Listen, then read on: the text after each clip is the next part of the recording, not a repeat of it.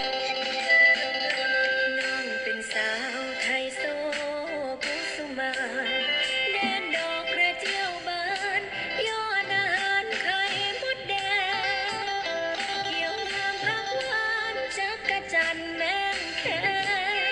น้องนางแก้มแดงเป็นหลานสาวพระอรันกุสุมานรวยวัฒนครับสวัสดีครับผมบัวหลวงมือเทพมือนี้สิพาพาน้องมาเบิ่งเฮ็ดฟางที่บัวหลวงมือเทพได้เพาะไว้มาสู่พี่สู่น้องเบิ่งว่าวิธีเพาะแนวใดเฮ็ดแนวใดกินแนวใดมันจังเกิดเฮ็ดเนาะพี่น้องเนาะ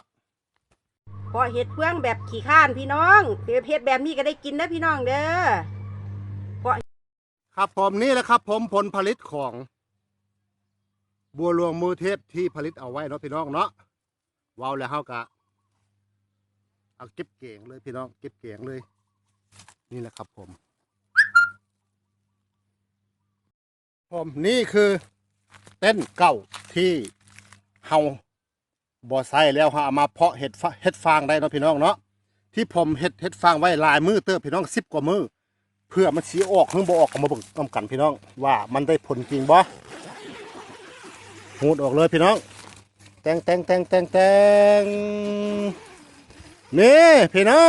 งออกแล้วพี่น้องเห็ดเพื่องที่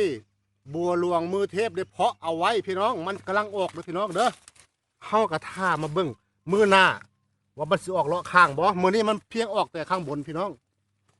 ห่อท่ามาเบิ่งมือหน้าว่ามันสิออกบ่ข้างๆนี่พี่น้องนี่ก้อนนี้ยังบ่ได้ออกเด้อพี่น้องเด้อแล้วมือหน้าเฮาจึงสิพาพี่พี่น้องมาเบิ่งว่ามันออกจริงหรือบ่ออกมันสิได้น้อยได้หลายเท่าใดนี่พี่น้องที่ผลผลิตที่บัวหลวงมือเทพได้เพาะเอาไว้ได้เฮ็ดเอาไว้ได้อยู่ประมาณ1 แกงหรือ1 แก้วพี่น้องนี่ซ้ำนี้ก็ถือว่ามันออกจริงเฮ็ดได้จริงเนาะพี่น้องเนาะถ้าเบิ่งมือหน้าก้อนซุมโมนี้มันสิออกบ่หรือมันสิบ่ออกหรือมันสิออกแค่นั้นถ้ามันบ่ออกเขาก็ปะไว้มือหน้า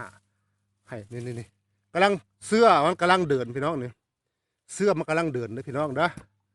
เสื้อขาวๆนี่กำลังเดินพี่น้องเสื้อขาวๆนี่กำลังเดินพี่น้องนี่สมนี้ถือว่าได้ผล1 แกง 1 แก้วพี่น้อง